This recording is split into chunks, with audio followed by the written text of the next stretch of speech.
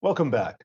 Macy's is having its best day ever. I just did the calculations, up over 20%, and that's after reporting great expectations for the holiday season. And we want to bring in Christine Short to help break it down. She is a Wall Street Horizon Vice President of Research. And when you dig through this report, and I didn't listen to the call, but I got some notes off of it, a lot of this buzz, I think, has to do with the new curated digital marketplace, and it kind of ties in with their activist investor, Jana Partners, only recently buying about 1.5% of the stock. They want to eventually flip the digital business from Macy's.com and Bloomingdale's.com. What do you break this down for us? What do you see the potential in this new direction here?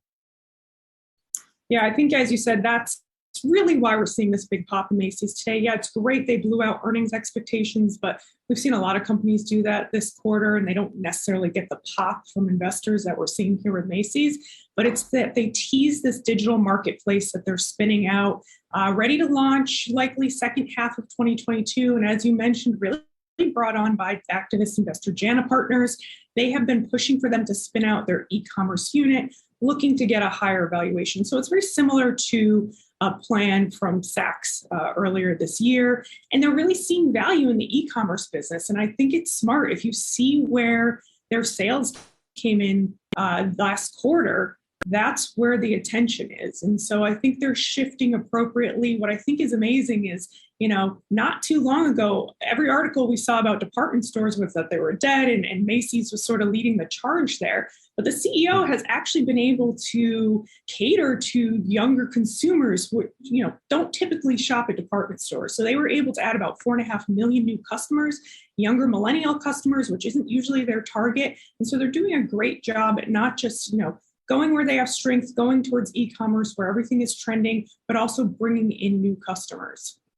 Yeah, Christina, I'm thinking back to right when the pandemic hit and we were talking about retailers struggling. There were questions about whether Macy's would survive and be on the other side of this pandemic. The digital marketplace specifically, yes, Macy's is starting to steer in that direction, but you could argue they're kind of a little behind the ball compared to some of its competitors. How do you think they need to deliver on this? What do they need to build out in order to stay in the game when there are so many other retailers who are well ahead in their digital plans? Yeah, it's a good point. And even well before the pandemic, foot traffic at malls was way down. So this isn't necessarily a COVID issue for Macy's. Foot traffic to malls, which is where you find Macy's, it has been down for a decade, and then doesn't help that you had the pandemic. I think to help steer the digital platform, sure, seems like a last-ditch effort. They are well behind in their omni-channel and their digital presence.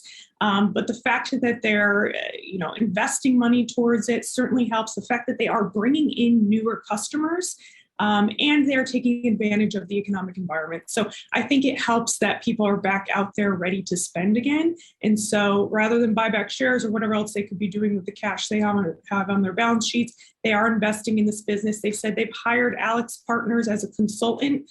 So they are serious about investing in their digital marketplace.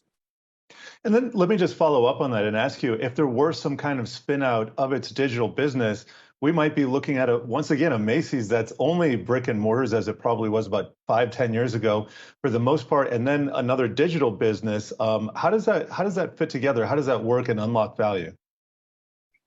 Yeah, I think you got to look at the example that Saks, possibly IPOing their e-commerce business, which is the rumor right now, and then Saks being a completely different brick and mortar.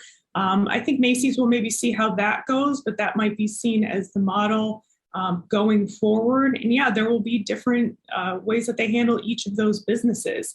But I think they're looking to Saks and to see how that situation goes. Because then, again, like you said, then you still have the brick and mortar side. And how do you prop that up?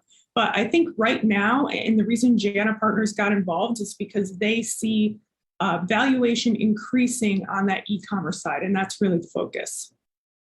Christine Short, Wall Street Horizon Vice President of Research. It's good to talk to you today. Appreciate the time.